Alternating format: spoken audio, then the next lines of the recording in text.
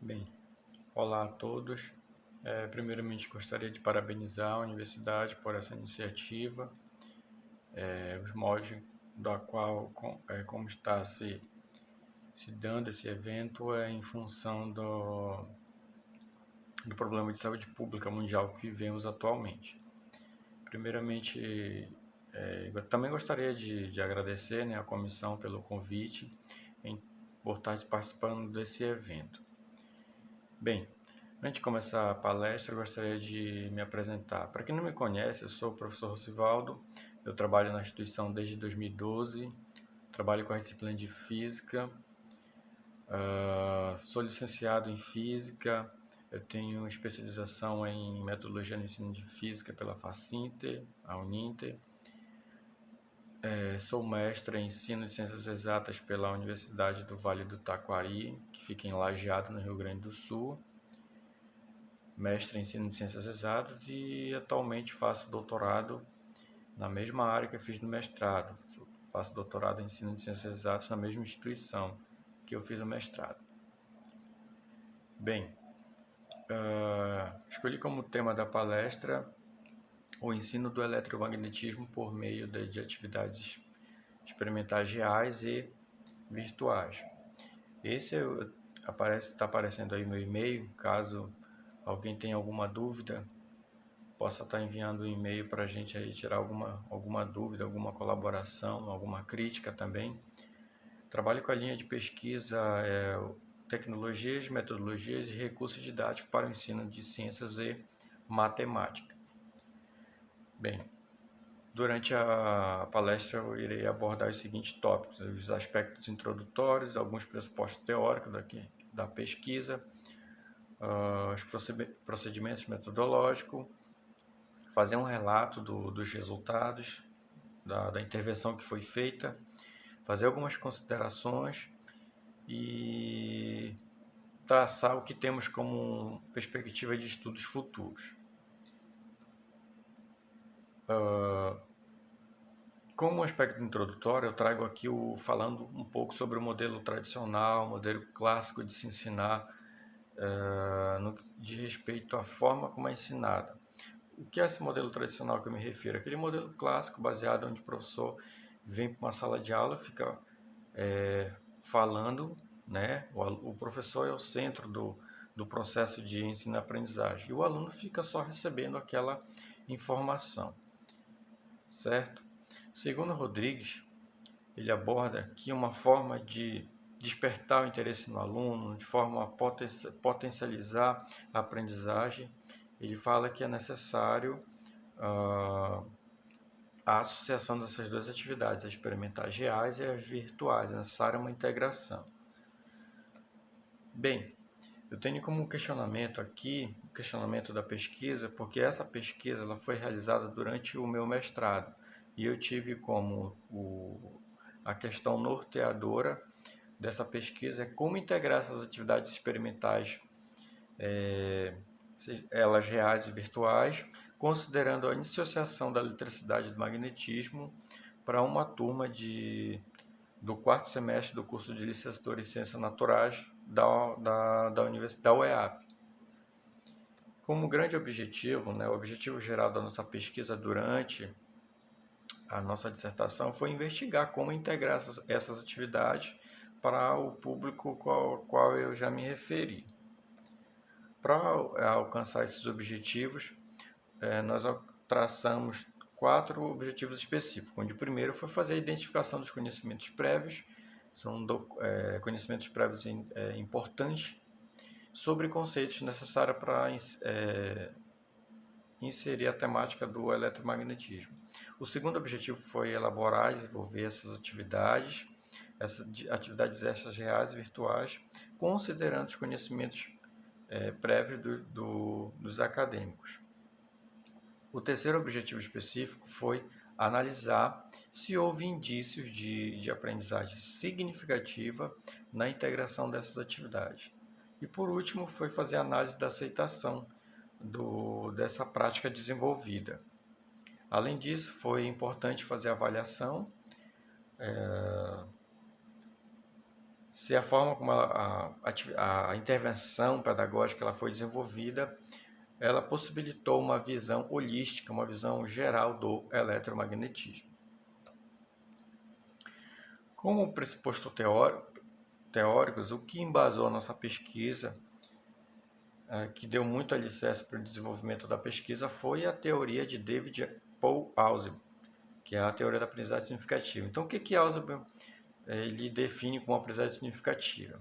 A aprendizagem significativa ela ocorre quando se tem a interação entre o conhecimento novo e o conhecimento prévio do aluno. Quando ocorre essa interação, é um momento em que o conhecimento pode ser ampliado, o aluno pode aprender com significado.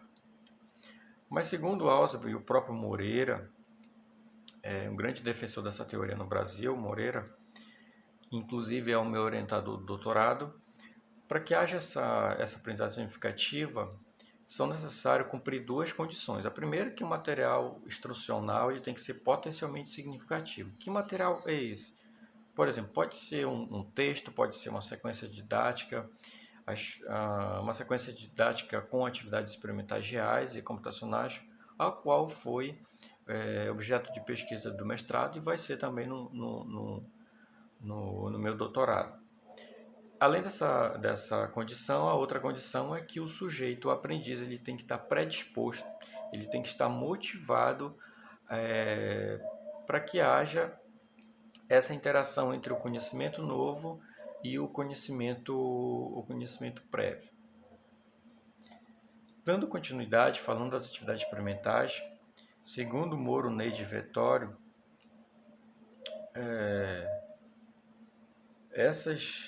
as atividades experimentais, ela mais do que um conhecimento, um experimento a ser observado, mais do que o aluno possa estar manuseando o equipamento, é necessário que o aluno possa se questionar, possa gerar dúvidas sobre o que ele está observando. Isso é importante para a construção do conhecimento.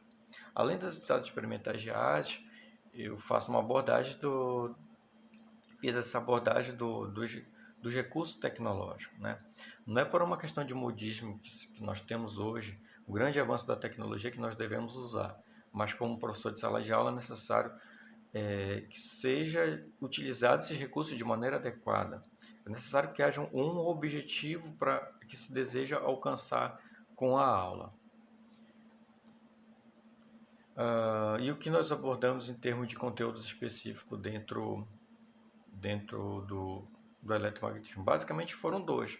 Mostrar que a corrente elétrica ela produz um campo magnético e que esse fenômeno ele pode ocorrer de maneira contrária também, que um campo magnético variável ele pode gerar uma corrente induzida. Então, essas figuras aqui elas tratam para mostrar. Essa figura aqui foi basicamente uma experiência feita por Ostel, onde foi possível observar, onde foi possível ter a ideia ter as primeiras ideias do eletromagnetismo. Então, nesse experimento aqui, que foi que Ostel percebeu? É que quando eu tenho um circuito elétrico aqui, quando esse circuito ele é fechado, eu permito a passagem da corrente elétrica, essa corrente elétrica, ao redor desse fio, cria-se um campo magnético. Isso foi prova em função de uma bússola que Ostel colocou próximo do fio e essa bússola defletia. Então, essa deflexão foi em função da interação de um campo magnético que foi gerado pela corrente elétrica. E isso é visível tanto em um condutor elétrico em forma circular, quanto em um condutor elétrico em forma de solenoide, quando eu tenho um conjunto de espiras. É claro que a configuração, a forma como vai se dar, como se configura a linha de campo magnético, elas são diferentes. Tá? Então, essas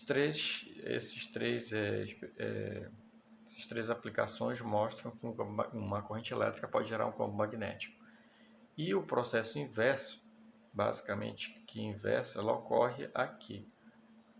Tá? Então, aqui eu tenho um ímã, aqui eu tenho um conjunto eu tenho bobinas, então em cima, quando ele faz o movimento de entrada e saída dentro dessas espiras, ele varia o campo magnético, criando uma força eletromotriz, e isso acaba induzindo uma corrente elétrica. Então, em termos de conteúdo, isso que foi abordado durante a nossa pesquisa.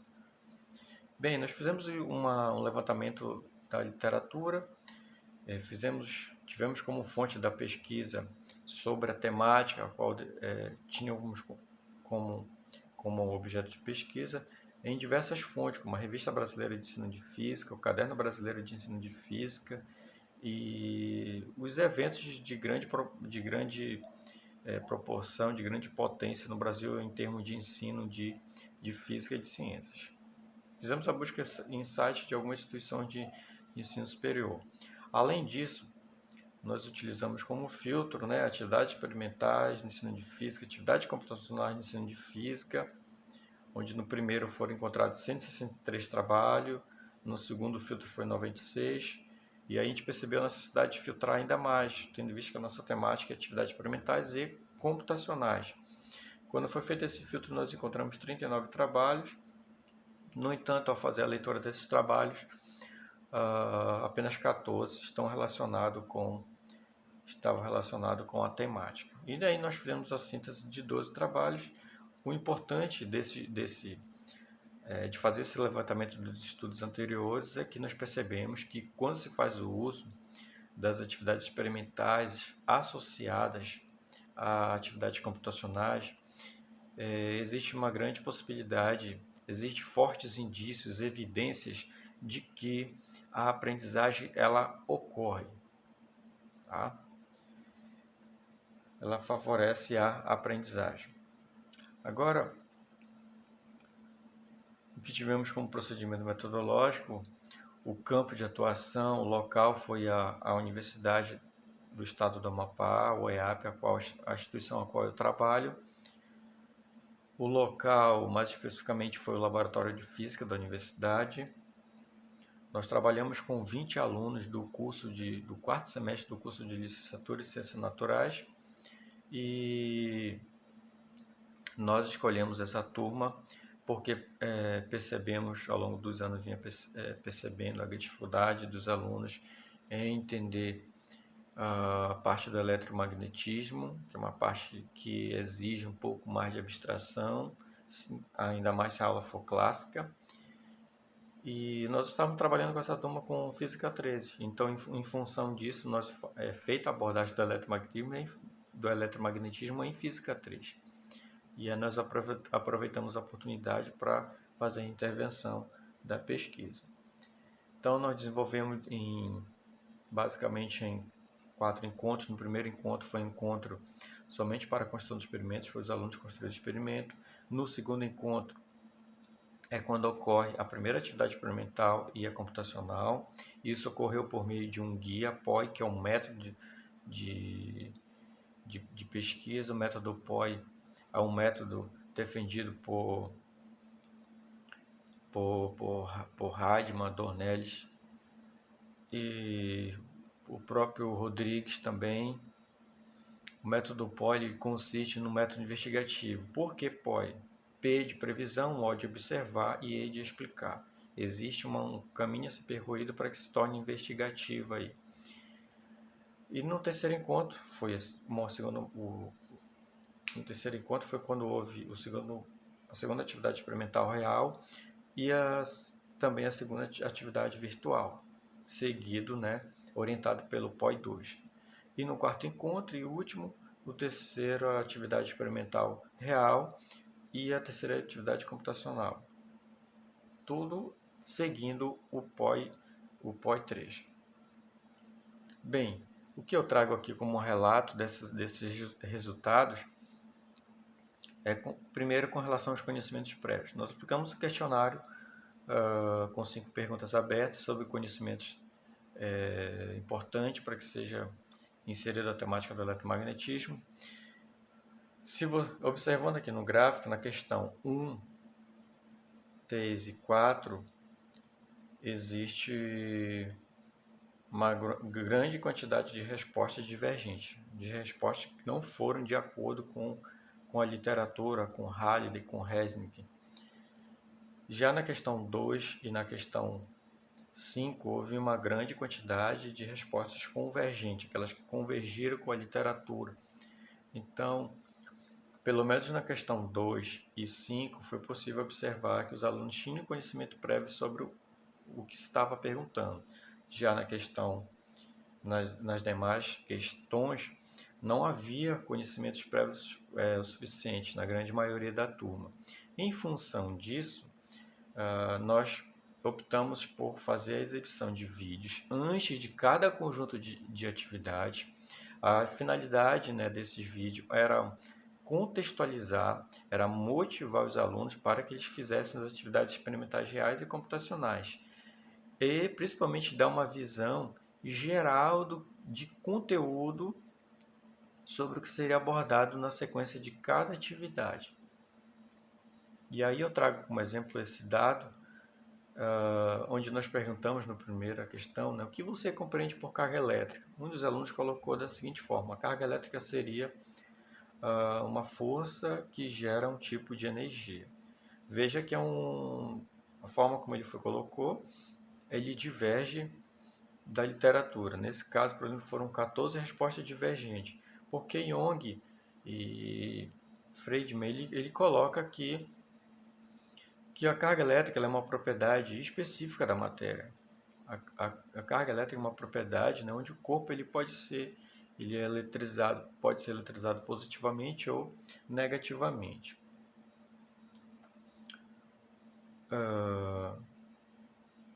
O primeiro encontro da nossa atividade, ele nos remeteu a fazer a construção dos experimentos. Nós classificamos os grupos, dividimos a turma em 3 grupos, né, denominamos G1, G2 e G3. O intuito da construção desses experimentos é para que haja interação social, que seja despertado o interesse do aluno. A construção dos experimentos ocorreu antes das atividades, antes da aplicação do POI. E aí a gente só destacava para o aluno que não fizesse o teste no experimento, em função não fizesse o teste no experimento para que eu que fazia o teste nos experimentos, né, para que não pudesse antecipar alguma resposta para os alunos. Então, esse foi o experimento simples, né, experimento de Ostel, o eletroímã e uma turbina eólica. Esse experimento, e aí a parte computacional, eu tenho aqui o experimento de Ostel, que fica online no objeto de aprendizagem, com objeto de aprendizagem no site do Ministério da Educação. Um imã aqui do site do FET, do simulador que é chamado imã, eletroímã. E o terceiro e último simulador é o gerador. Vou mostrar aqui um para vocês, que é esse simulador. Esse simulador você encontra no site do FET, que é um site muito rico, com várias simulações, com vários experimentos virtuais, não somente na área da física, mas também na área da biologia, na área da química. E aí é um experimento muito interessante de se trabalhar, onde você pode trabalhar a indução eletromagnética, né? A produção de energia elétrica a partir da variação do fluxo do campo magnético. Então, se você aciona a torneirinha aqui, e conforme você vai aumentando o fluxo de água, você aumenta, né, a rotatividade, né,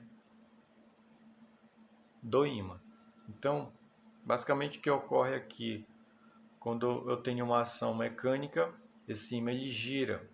Esse ímã girando, ele varia o fluxo magnético, né, produzindo uma força eletromotriz. E por conseguinte, o que ocorre aqui nessa bobina? Ocorre a presença de uma corrente que foi induzida pela força eletromotriz, certo? Voltando aqui para a apresentação. Então, o que temos aqui como na primeira atividade experimental computacional, foi exibido um vídeo, né? Como eu já expliquei a finalidade desse vídeo. Então, nesse vídeo aqui eu mostrei esse simulador, esse vídeo aqui que fala sobre o carro Tesla, né? Que é um carro elétrico que funciona basicamente partir de corrente elétrica, gerando campo magnético.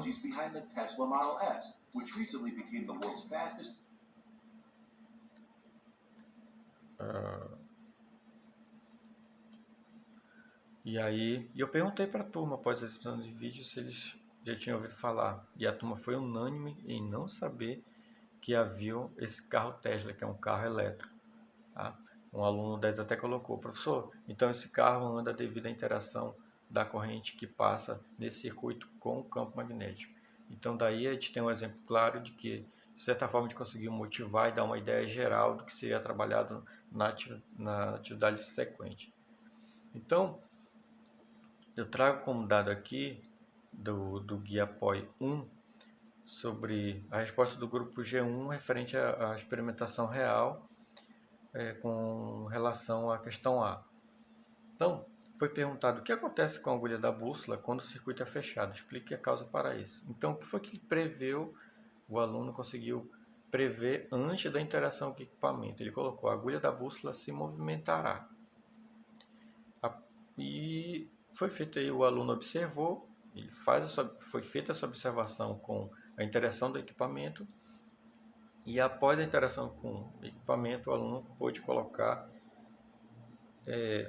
a agulha se desloca a 90 graus para o oeste, ocorre devido à presença do campo magnético do fio. Veja que houve uma ampliação da resposta em relação ao que ele havia previsto. Para pós-observação, o aluno colocou uma explicação um pouco mais completa, um pouco mais ampliada. E ele pôde explicar que esse movimento aqui, que ele até colocou de 90 graus, ele ocorre devido à presença do campo magnético do fio condutor. E isso vai de acordo com que isso está de acordo, essa resposta faz convergência para o que Peroso defende. Além disso, um dado dessa primeira atividade, já com relação à simulação computacional, nós colocamos aqui a questão A do grupo G2, escolhi para colocar, importante lembrar que existem vários outros dados, e a gente perguntou o que ocorre com a agulha da bússola quando aproximada do fio percorrido por corrente? Explica a razão de tal fenômeno. E aí o grupo colocou como previsão, pela criação de um campo magnético em torno da corrente elétrica. Veja a explicação após a interação com o equipamento. A agulha da bússola move-se ao se aproximar do fio, alternando o campo magnético, certo? Passando para a segunda atividade, experimental e computacional, combinadas, antes de cada sequência eu apresentei o vídeo. Esse vídeo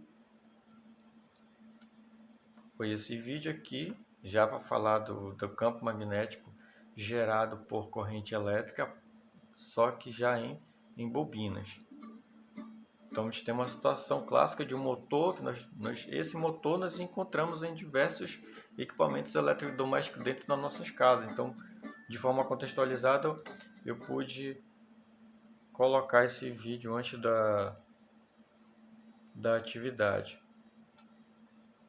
E aí, ao final do vídeo, eu perguntei aos grupos, né? Para dar exemplos de eletrodoméstico com um princípio de funcionamento semelhante ao do liquidificador. Então, o motor do vídeo foi o do liquidificador. O aluno A1 pôde colocar, né? Uma vez meu pai abriu o ventilador e era parecido. Então, veja que é um exemplo de um equipamento eletrodoméstico que se tem aquela estrutura que mostrou no vídeo e que, de certa forma, pôde contextualizar antes da atividade. Então, um outro dado aqui nessa segunda sequência de atividades do experimento real, uma resposta dada pelo grupo G3, onde foi perguntado: aproximado do eletroímã da lateral da bússola, o que acontecerá com a agulha da mesma? A previsão foi que a agulha da bússola deverá oscilar. Veja que a resposta ela fica mais completa e está com justificativa, que explicação após a observação feita no experimento. O grupo colocou: o campo magnético da eletroímã conduz à oscilação da bússola. Na explicação, ele já coloca aqui o campo magnético que ele vai conduzir, que ele proporciona essa oscilação da agulha da bússola. Isso vai ao encontro com o que Peroso defende. Além disso, na parte da simulação, um dado aqui do grupo G1 em relação à questão B, onde se perguntava se a quantidade de espira ela influencia na intensidade do campo magnético. E a previsão do grupo é que ele não influenciava.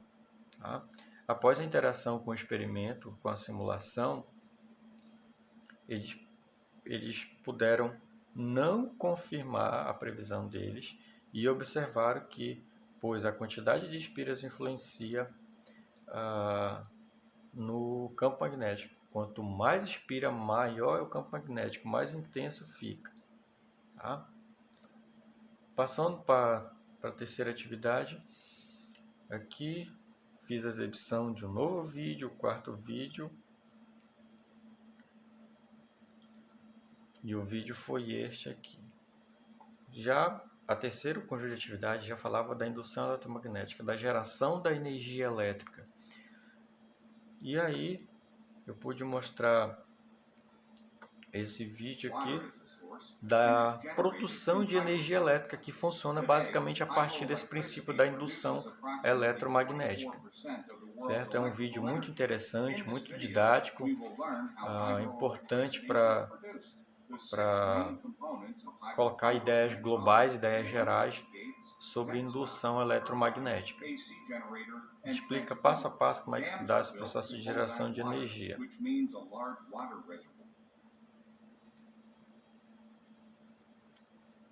Então, após o vídeo, foi solicitado às equipes que comentassem o vídeo em termos de funcionamento da usina em comparação aos vídeos anteriores. E aí o acadêmico 4 coloca: fera, neste caso ocorre a geração de energia. Nos outros não, porque nos outros se fazia o uso da energia elétrica, fazia o uso da corrente elétrica para gerar o campo magnético. Já nessa terceira atividade, o processo era inverso. Já era a geração de energia a partir da variação do fluxo do campo magnético.